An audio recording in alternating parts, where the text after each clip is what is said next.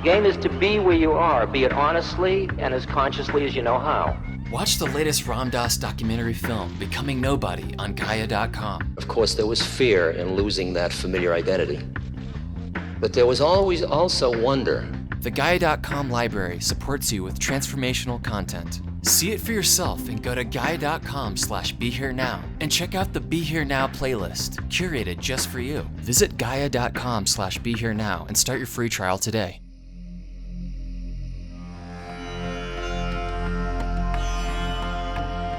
Welcome to the Metta Hour with Sharon Salzberg, where Buddhist wisdom meets everyday life.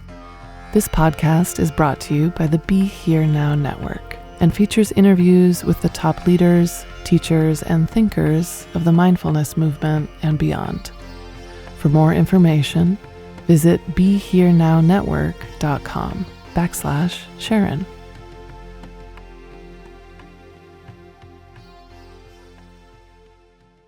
Hi, I'm Sharon Salzberg, and I'm joined for today's episode of the Metta Hour by author and teacher Omid Safi.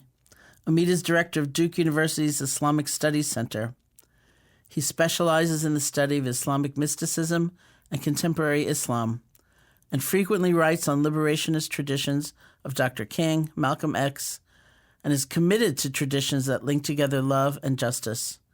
He has written many books, including Progressive Muslims, Cambridge Companion to American Islam, and Memories of Muhammad.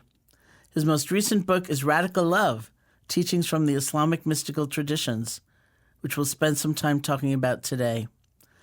Omid is a longtime columnist for On Being, which is how we first connected, and is also the newest member of the Be Here Now Network podcast family, hosting his own podcast. Welcome. Thank you, Sharon. It is so lovely to be with you and with your listeners. I'm so delighted always to talk to you. I feel so close to you. Somebody said to me, it was very funny. We were talking about the On Being columns, and they said, "You know who my very favorite writer is?" Forgetting that I also write for them. My very favorite writer is Omid, and then they looked at me and they said, "I'm so sorry. I meant apart from you, of course." And I said, "No, he's my favorite writer too." That's all right.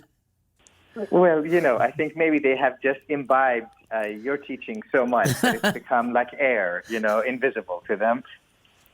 Well, it was really funny. The thing I commented to this person was that the thing I always found so remarkable about your writing is that you're so fast. Something will happen in the world and I'll be laboring, like, how do I say what I feel? And it's so complicated. And can you introduce love even here? And, and you'd be out there with it, and I think, oh, no, I don't have to write it. He wrote it. It's great.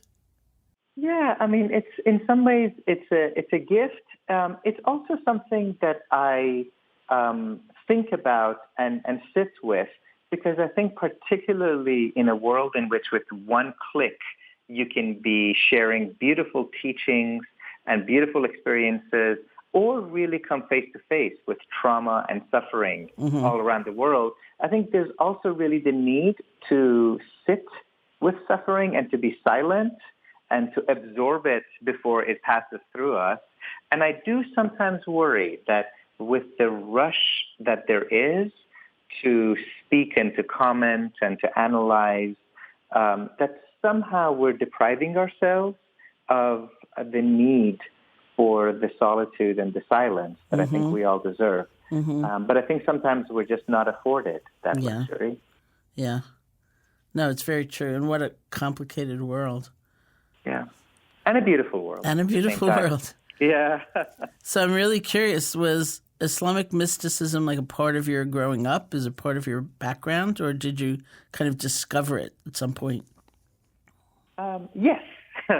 Both. Both, okay. All the above. I think, I sometimes tell my own children and my friends that I think in some ways I had the loveliest of introductions to these teachings, in the sense that the words Islam and religion were never particularly named around me, even though so many of the people who loved on me had imbibed these teachings, that their whole being was kind of shaped by them.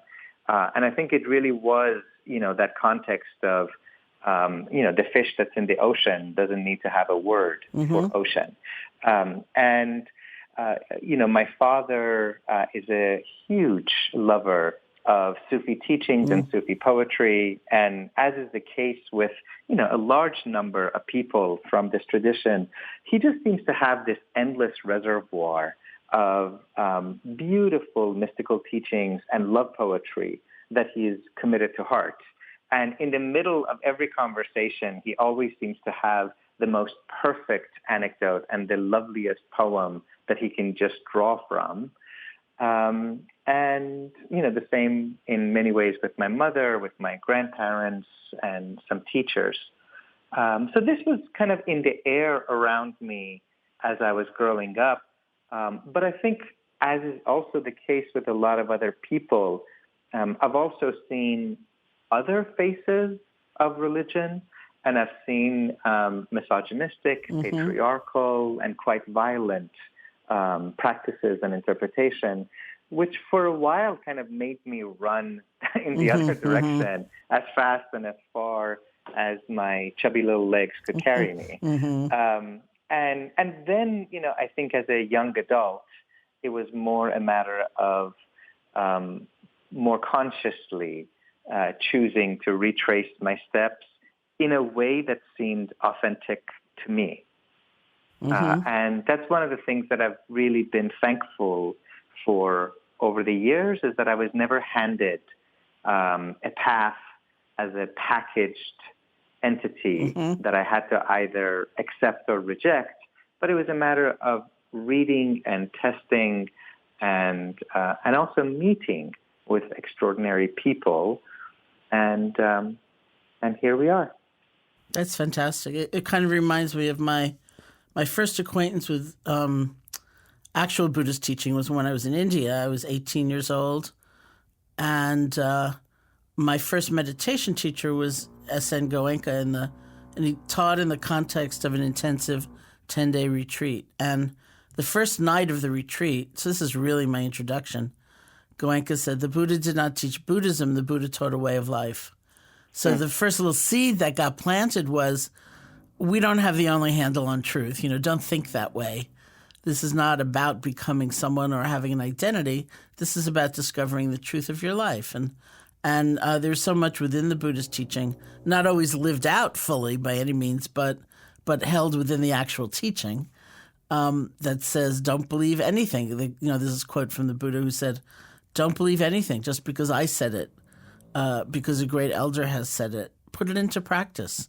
See for yourself what's true. And I always found that a kind of breathtaking view of human nature. Like you can find out yourself, but you have to test, you have to try. Yeah, there's a wonderful story that I remember being told by a teacher one time when I was in Turkey, and it actually comes from Rumi's tradition. And Rumi, in so many ways, has been kind of a guiding light for me and for so many other people. And he has this beloved teacher that really awakens him into who he is, named Shams. And Shams walks into a gathering of great scholars, and many of them also interested in the spiritual path. And they're all sitting there telling stories from what the previous teachers had said. And he sits there very politely and reverently and listens to them. And after an hour, when it's his turn, he sort of stands up and looks at them and he goes, the guy that you were just telling the story from, where is he? And people say, well, he's dead. He's from a few centuries ago. And he turns to the next one, and the one that you were telling from, where is he? He's like, oh, he's also dead. He died, 500 years ago. And he goes all around the room asking them, where are the people that they've been speaking of? And of course, they're all dead scholars from the past. And he says, you're sitting here gossiping about dead people behind their back. And then he says, does the living God have anything that he has said to you, to your heart directly? Which I think is such a powerful lesson. And of course, these are all people who are connected to the ones who've come before them. So it's not an argument for casting all of the tradition aside, But it is this notion that, this is not a museum. Right. This has to be a lived and living path that we journey on.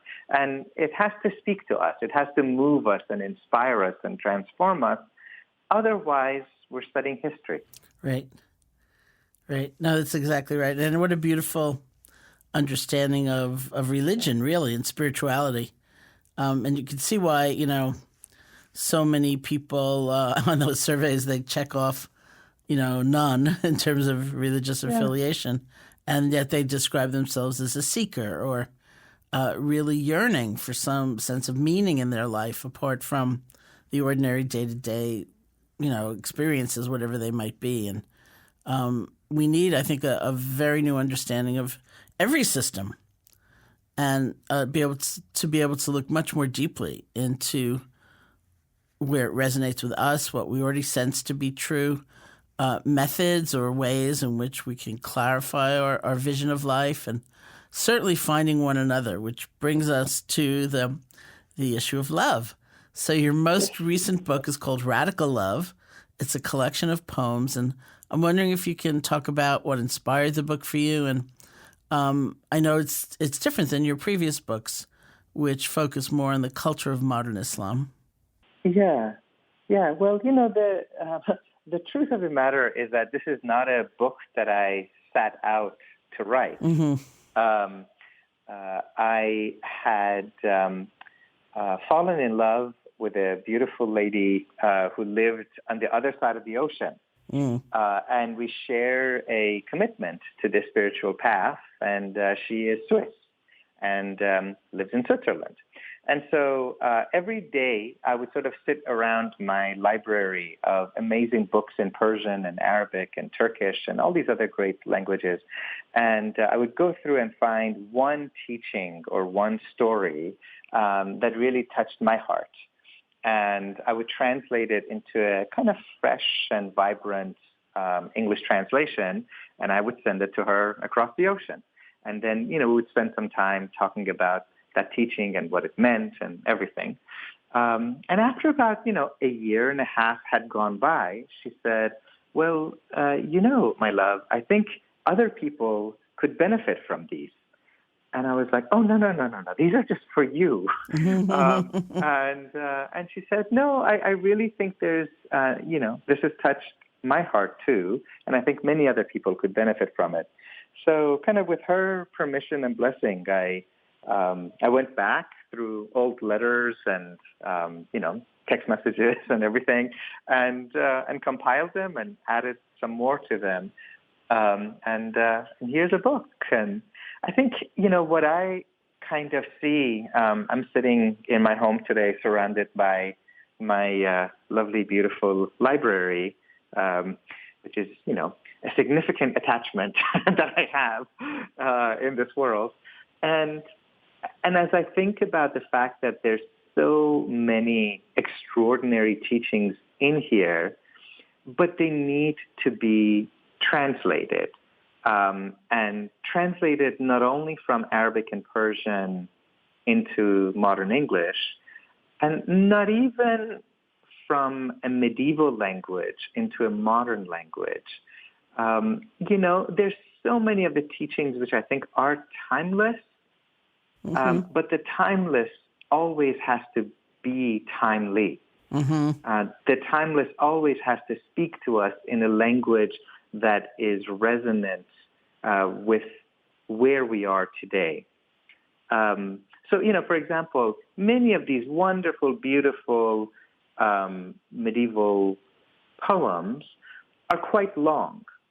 And the medievals had an aesthetic which could absorb a love poem that takes 2 or 3 pages of densely packed metaphors.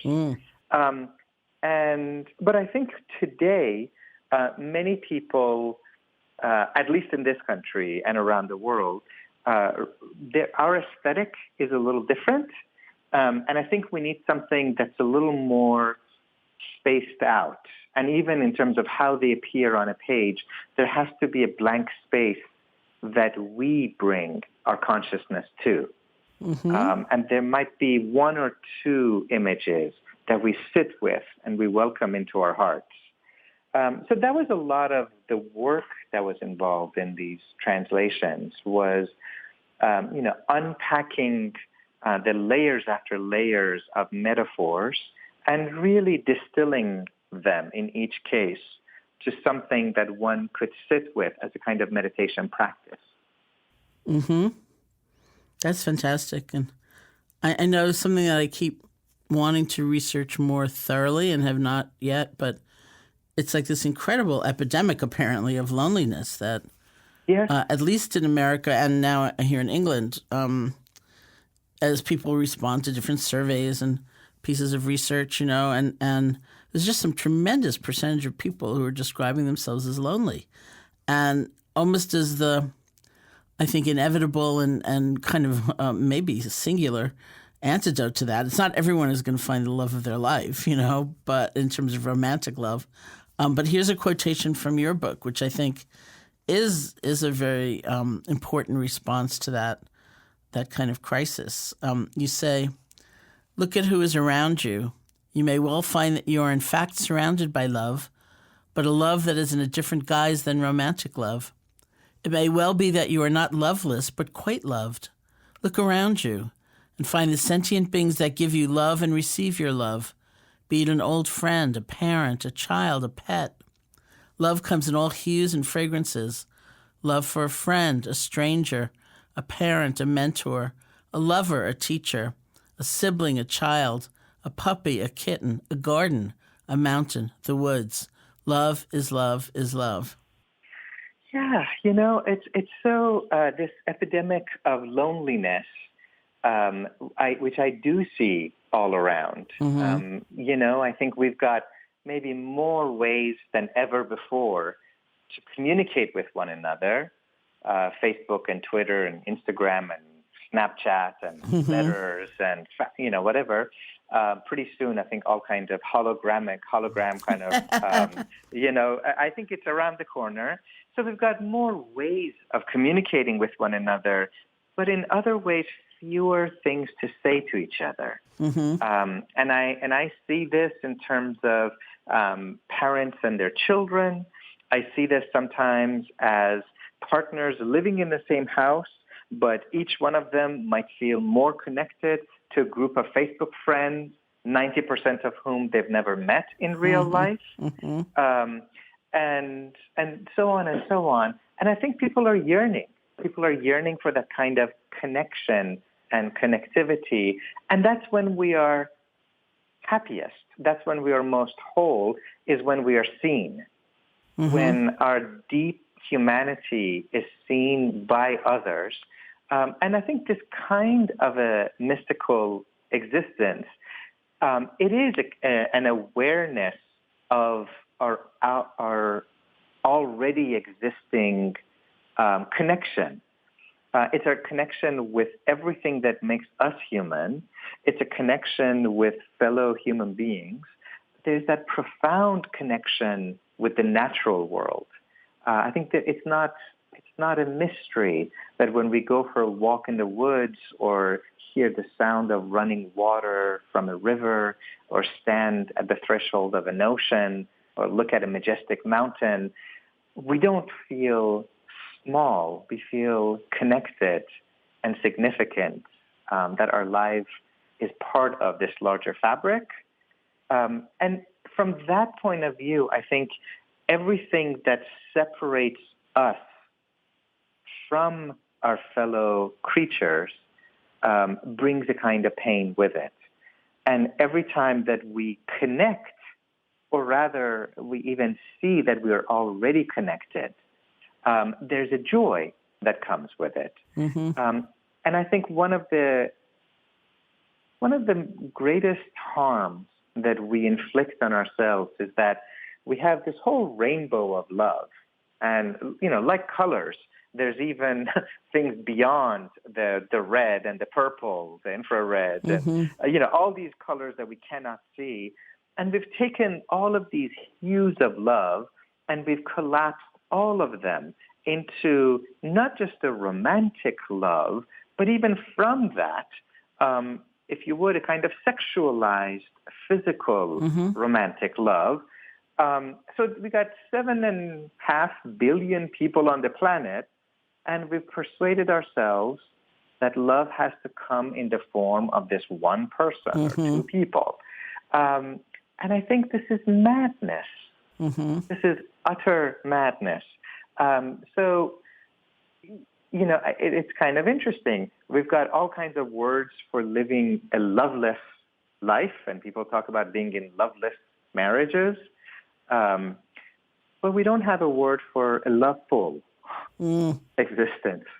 And I think actually there is a way of living a loveful existence. But that means opening ourselves up to all of the different colors of love.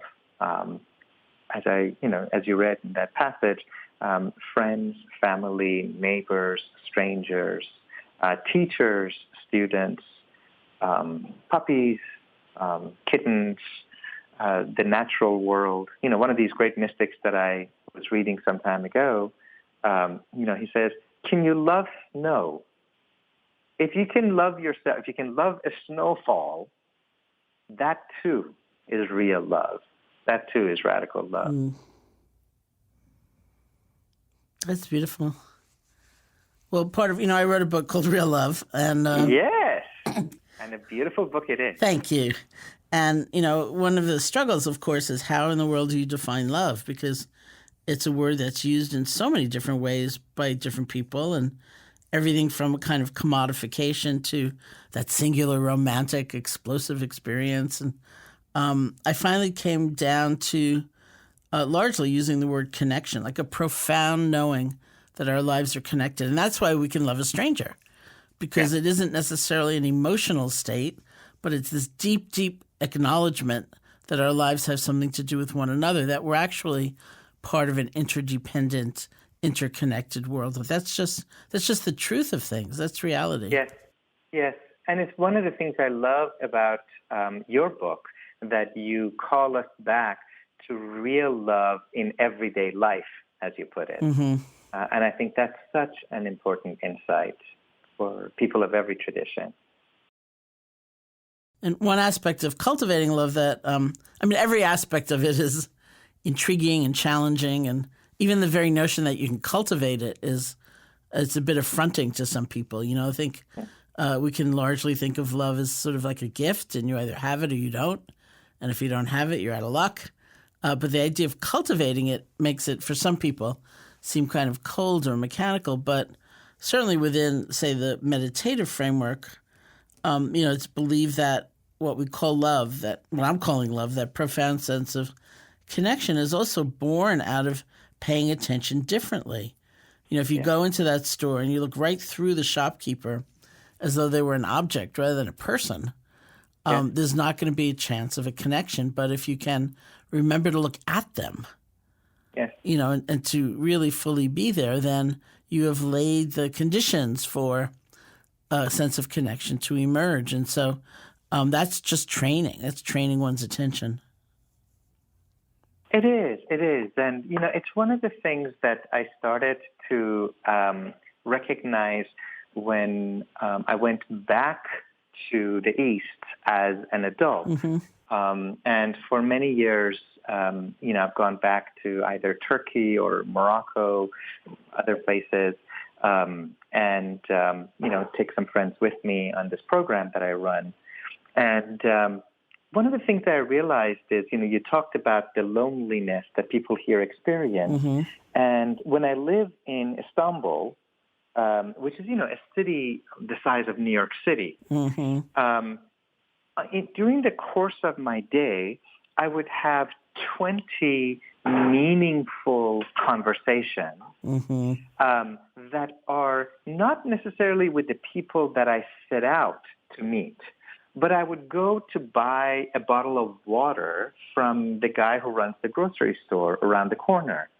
And it takes 10 minutes because he pauses what he's doing and he sees me and I see him. And we have this conversation in which we're asking about our hearts, This was something that I wrote about some time ago. In many of these cultures, when people want to ask you, how are you doing? The phrase that they use is, what is the state of your heart right now? And that's literally the question that everyday, ordinary folks ask. How is the state of your heart right now? And it's not a rhetorical question, and they don't say anything after that. They pause and they create this space, which is an opening and this invitation for you to say, I actually don't really want to tell you how many things I have on my to-do list, and I'm not going to tell you how many items I have in my email inbox, but let me tell you what's going on in my heart right now. And you share, and then you also invite them to join you. And there's that profound connection. There is that sharing of a deep friendship and intimacy with a guy who's there to sell you water. Right. And somehow along the way, he's become a friend. And I think in some ways, we tend to think that kind of a sense of community can only happen in very small towns, or if you live in a particular neighborhood in a large city. This is a city, the size of New York or LA, but it's one in which people make a commitment to be together. And I think there is, it's not a mystery that as we rise above our own self-centeredness, and we reach out to one another in friendship and in love, something beautiful happens. And so, you asked about how do people define love. Some of these mystics talk about it in a very theological way. For them, love is actually the gushing out of God. It's the outpouring of the divine that brings us into existence. It's that same love that sustains us here. And they're very clear that love is not an emotion. It's not a sentiment. I'm fond of saying that love is not an emoji. Oh, good. We don't text love to each other. Love is a path that we have to journey on to find our way back home. Love is our home, and it's our destination at the same time. And the way that I think in a very practical way they teach this, and I've found this quite useful for people of every faith tradition, or no faith tradition for that matter, is to view love as journeying beyond our notion of a bounded, finite, isolated self. So, if we think of, we have to love ourselves, and it's beautiful to get to actually love our own soul, to love our bodies. Like, how lovely would it be to actually be able to look at ourselves in the mirror and say, you are a beautiful child of creation. And so you see that kind of overflowing of love. But if the circle of love ends at the threshold of our self, well, okay, congratulations, we're a narcissist. We love ourselves and nothing more than that. But if you let love overflow and rise above yourself, and you love, the family that you have around you, that's great. You've gotten beyond yourself, and maybe you love your children, maybe you love your partner, maybe you love your parents. That's wonderful. That's great progress. But if you stop there, congratulations, you're a nepotist. And if you let it overflow some more and you say, okay, I'm going to go beyond the self and beyond the family, I'm going to love everybody that looks like me. Okay, great. You're again making progress, and the circle of love is expanding beyond the self, beyond the family. And now you've learned to love everybody that looks like you. Congratulations, you're a racist. And if you let it overflow some more, say, okay, no, not just everybody who looks like me, but everybody who lives inside this nation, I will love. well, congratulations. You're a fervent nationalist. Mm-hmm. And if you say, oh, no, I'm going to go beyond the nation. I'm going to keep expanding the circle of love, beyond the self, beyond the family, beyond the race, beyond the nation. I'm going to have love for everybody who meditates or prays or worships the way that I do. Well, congratulations. You're a religious bigot. Mm-hmm. I think there really is something about love that compels us to keep overflowing until every sentient being is encompassed. Mm. And I think for me, love is this movement that is pushing us, beckoning us, calling us into these ever wider and larger circles where we too are part of this fabric, but where we refuse to put limits around this love until all are included. And I think at that point is when we can say, I cannot be who I want to be until you become everything that you ought to be. Wow, that's so extraordinary. Thank you for that. I want to ask you a question just before I forget. In those cultures like in Istanbul, would you greet a stranger? How is the state of your heart? Or is that based on, like with your salesman of the water, is that based on the fact that you'd been in there many times before? These are actually the everyday words for in Turkish culture, Arab culture, Persian culture, even Urdu-speaking culture. You ask someone about their hal, which is the state of their heart. Mm-hmm. A friend is likely to want to go into more detail with you, and a stranger perhaps could give you, a more brief kind of an answer. But no, the greeting is actually identical for a friend and a stranger. I've been reflecting a lot and thinking really out loud a lot about the fact that usually when we meet somebody here, our first question is, what do you do? Yes. Right? It's exactly. not like what makes you happy or what's the state of your heart. Lord knows it's not that. But what do you do? I'm trying to pin you down to something. And are you worth my time? That's right. Or how do I, which box do I put you in, sort of in some ways? And how lovely would it be if we actually learned about the passions that people have, like what moves you, what inspires you, what rejuvenates you. I think these would be such a more interesting conversation starter.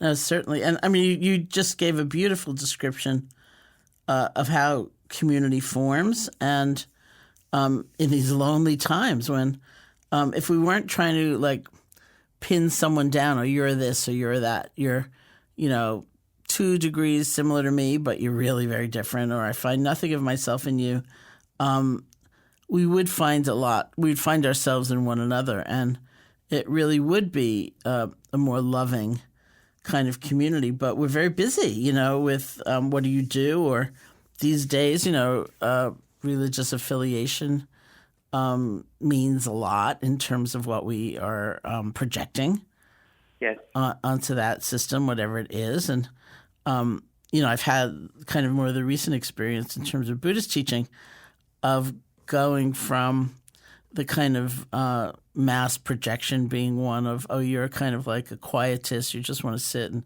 gaze at your navel, to kind of the disgraceful state of Buddhism and some Buddhist sects in terms of places like Burma or Myanmar, where I was like, you're the people, and it's like, whoa. It's quite amazing, to feel like one's inner search and the bounties, the abundance, the joys of that, whatever gifts we have been given or have been revealed to us through the poetry of old or our own experiences and our creation of community, also get reduced in a way to a label. Absolutely, and I think it's there's that wonderful quote that's attributed to so many people that the definition of insanity is to do something over and over again and expect a different result. I pay attention to people's eyes when they talk about how busy they are. It's never joyful.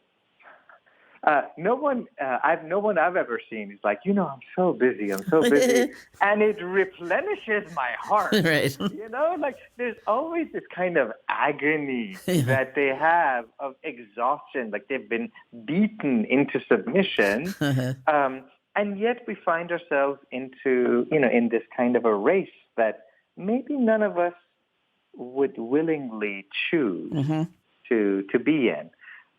So I think part of this more intentional, this kind of more mindful type of existence and a loving existence is to choose a different method of being together, to seek different awareness.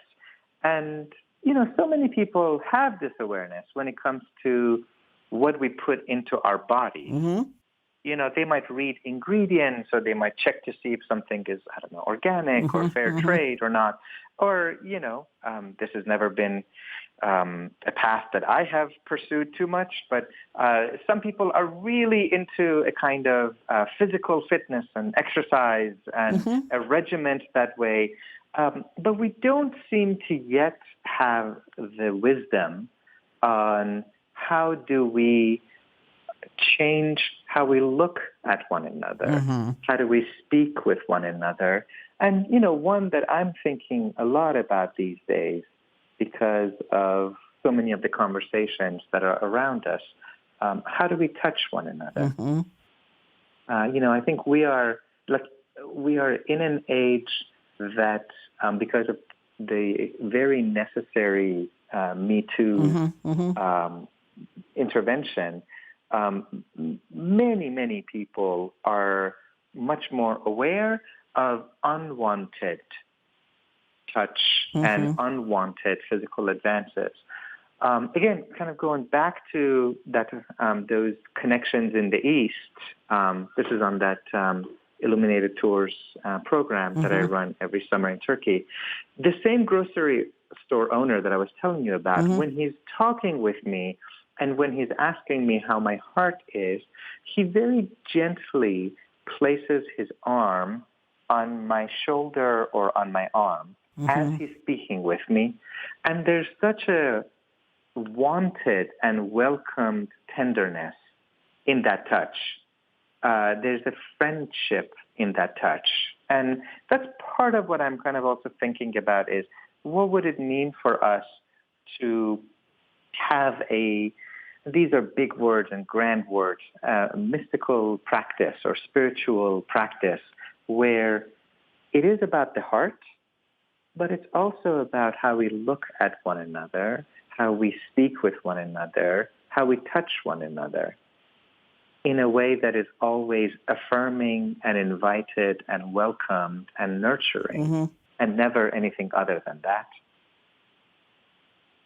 Well, as it's quite difficult sometimes to try to take the very real gifts of those cultures without some of the baggage in terms of the way women are treated or, homophobia or whatever, is also pretty rampant. I mean, certainly, we experience it. I experience it every day in a way of, not because I'm a woman, but because I'm someone in a line of lineage, of transmission, of teachings that were nurtured and created and nurtured in the East for so long, and now here we are. I remember one very lovely teacher I met in Burma, and I guess I was doing loving kindness practice, which is a particular method of meditation, and he said something to me like, "Oh, when you go back west, you'll be such a lovely teacher of this for women." And I was trying to figure out how to say it doesn't work that way, I don't only teach women. Like, Yeah. Men come too. Yeah, absolutely, absolutely. And I think, in some ways, there has to be this recognition that all of these spiritual teachings have beautiful gems that are covered in shit. Mm-hmm. And the shit has to be washed away before we can get, or as we are getting to the gems and the jewels. Mm-hmm. And I think particularly issues of gender and sexuality are among them. So is a deep kind of elitism that I tend to find, which is very much present in my own tradition. Not only, and they're beautiful teachings about men and women, and there's beautiful teachings by female mystics, some of which I've translated in the Radical Love book. But there's also, grotesque characterization of men and women, and there's also a deeply and profoundly elitist attitude that the ones who sit on a mountaintop and meditate are the really blessed, illuminated ones. And then you've got the everyday folk who are mired in the toil of everyday work. And for me, the deeper I go into this teaching, no, there is a dignity in work, and there is a sacredness to that everyday life that we have. And mountaintops are lovely. And I love me some mountaintops, and I love me some oceans and some forests. But in some ways, the real test of this kind of love is also when you're standing in the middle of your loved ones, your community, your neighborhood, your family, and you're already tired and exhausted, but you still got to prepare something to put on the table. And can we do that graciously? Can we do that with a smile? Can we do that lovingly when we're not at our best? I find that to also be an indication of the maturity of the spiritual path. So I am in wholehearted kind of agreement with you that we got to somehow find a way of separating the lovely and the still relevant from what really has outlived its usefulness. That's great. Do you have a passage, by the way, or two from Radical Love that you'd like to read? I do. I do. And, since we were talking about this beautiful idea that you have in your book also, the Real Love book, about connection and connectivity, this is one of my favorite poems, which is a Rumi poem that I translated freshly. It's called You and I. So this is spoken to a friend, and it's just put as a friend. It could be a lover, it could be a teacher, it could be a friend, it could be a partner or a parent. He says, faithful friend, come closer. Let go of a you and an I. Come quickly. And then here's the part that just really touched my heart the first time I read it. He says, you and I have to live as if you and I never heard of a you and an I. And,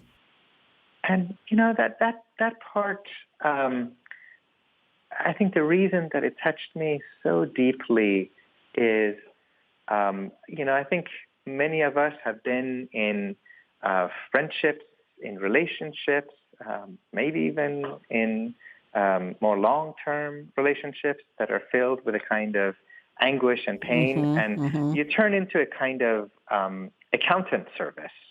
I did the dishes, it's your turn to do this. Right. I took out the trash, it's your turn to do this. And instead he's sort of calling us to live in a notion of reciprocity, where what if we let go of this notion of where I end and you begin, and we reach out to one another in kindness, in tenderness, in love, in togetherness, but it has to be reciprocal. Because also one-way love is painful. Yeah. One-way love can bring a level of its own kind of agony. And I think for people in this tradition, which is a theistic tradition, it uses that God language. Those moments of feeling that deep sense of connection and connectivity is also the closest that we come to experiencing God here. If I could maybe read one other poem. Yeah, please do. Here. There's this beautiful poem that Rumi also has where he's experiencing real love, this radical love, and it's love personified. So he talks about, he's visualizing this love that is emerging out of his heart, and it's not quite human, but he doesn't know what to call it. So he starts speaking to love. And this is what he says. He says, "Last night I became love-crazed. Love saw me and said, 'I've come. Don't shout. Say nothing.' I said, 'Love, I'm afraid of something else.' Love said, 'There is nothing else. Say nothing. Let me whisper secrets in your ear. Say nothing.' I said, 'What a beauty. Are you an angel or a human?' Love said, 'Not an angel, not a human. Say nothing.'" So this is like when, you see like Rumi and the poet and the lover freaking out. It's like, if you're not a human and if you're not an angelic being, that just leaves God, right? So I said, "What is this? Say it." Love said, "Stay like this. Say nothing."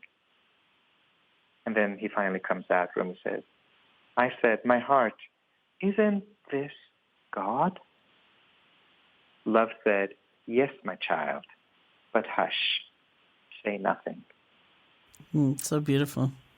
Yeah, and I think there's something about this this way of being with our fellow human beings that it's where we detect that we're already, whatever you want to call it, God, the sacred, the universe, the one, to experience that oneness, that unity here and now, and not in some hereafter, not in some mythical or real other realm, but right here when we are breathing. And I think that for me is also one of the features that all of these mystical teachings have in common, is that they bring us back, they call our attention into the here and now. And I think, maybe one other thing that I'll add is, we started out by talking about how this book in some ways is a different book than some of what I've done before. A lot of my work before has been on social justice debate, gender reform and pluralism and opposition to extremism and violence. And that's true. I think the tone is quite different. But I also see a connection, and a deep connection, that I think it's important to point out.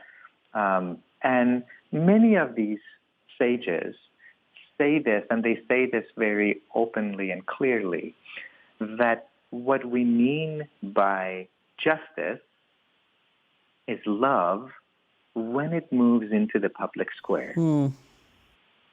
And, people can have very fancy terms about justice and social justice. I think here's basically what we're talking about. Everybody is somebody's baby. We are who we are because somebody loved us and somebody loved on us. It might have been your mama or your daddy, or it might have been somebody else who helped raise you, or it might have been a teacher or a friend. But we are alive because somebody loved us. And for some of us, we have our own babies. And I know what I want for my babies, and I know the people whose baby I am. what they want from me. They want dignity in my bones. They want a roof over my head. They want joy and tranquility and happiness in my heart and some food in my belly. And justice ultimately is this. It's just a recognition that other people love their babies as much as I love my own baby, or as much as the people whose baby I am wish for me. That we would want for another the same thing through this kind of love. So I actually do feel the need in this very moment that I think we as a nation and we as a world community are really struggling with how do we live together? And how do we live together not in spite of our differences, but because of our differences, through our differences and particularities, that we got to bring that love conversation, that real love, that radical love, back into the public arena. And to say this is also a work of love, and that love shouldn't just be relegated to love songs and romantic movies. Love is also about how we treat the neighbor and the stranger and the friend and our own being. And the same love that when it moves out, we call it justice, the same love can also move inward, and that's when we call it tenderness. And I think that's an insight that I'm still sitting with, and I hope to continue to learn with and learn from in these next few years of my life, because a lot of the people that I've so admired in terms of their public demeanor, there's a fierceness and there's a boldness and an audaciousness to them. But there's also this recognition that when you get them one-on-one, they're radically tender people. And that the same insistence on being a radical force for change and transformation and love in the world doesn't give you license to bulldoze the people in your inner circle. And somehow, I think there's a lot of growing that we all have to do, and I have to do, about this need to balance the loving manifestation as justice outwardly and as tenderness inwardly. That's so fantastic. And before I let you go, I just want to talk about Hamilton for a moment, because it's not always that I'm in this position. I think I included Lin-Manuel Miranda and Hamilton in my grateful acknowledgments for real love, because seeing it had been so hugely important for me. And I realized when I had kept insisting that my friends see it, and my friend Joseph Goldstein finally saw it, and I said to him, "How did you like it?" And he said, "I really liked it, but I didn't have a transcendent experience." And that's when I realized, that's how I'm speaking of it, because I did have a transcendent experience. Absolutely. So say something to me before you go. Well, listen, Hamilton for me is a transcendent experience, and it's a transcendent experience that I share with my daughter. The three of us have memorized every word of every song, and nothing gives us more pleasure than going about our everyday life when someone unrelated to Hamilton says something that we can connect back to Hamilton. Yes. Like, look around, right. And we don't even have to say it. We just have to make that eye contact, and we know that she knows, that I know, that we know. And I'd say one of the things that I love so much about Hamilton, Lin-Manuel and all of these fabulous actors and actresses, so many of them people of color who just breathe life into this genre for so many of us. One of the things that I love is the way that they talk about America is the way that I want us to be talking about our spiritual tradition. The way that they see America as this deeply flawed experiment where there are slaves and enslaved people, and there is misogyny, and there is the old boys network, but there's also something worth saving, and there is this as of yet unfinished dream and unfinished symphony. And that's how I see our spiritual traditions. They're not perfect because we're not perfect. And none of the human beings who have conveyed these teachings have been perfect. But there's still something worth savoring and something worth enjoying, even as we grapple with our own imperfection and the imperfection of the teachings and the teachers who've come down to us previously. It's so exciting. So you and I will have to get together somewhere, East Coast or anywhere, and we'll just... Anywhere. And your daughter will just throw quotes at one another. She would, and she has the voice of an angel. And one of the great joys of my life was getting to take her to New York, and I just sat there, with tears kind of coming down my face during the whole performance. And really, my hat's off to Lin-Manuel for having created such a lasting tribute. There is still hope for America. Yes. If America can produce Hamilton, there's still hope for America. All right. Thank you so much. Well, and really, thank you for joining me today. It's been so beautiful to spend some time with you, and I'm sure the people listening in will agree. So to learn more about Omid, you can go to www.BeHereNowNetwork.com/Omid, OMID. Thank you. Hey folks, thanks for listening. To learn more about Sharon and her ongoing teaching schedule, as well as online courses and a free guided meditation, check out her website at SharonSalzberg.com.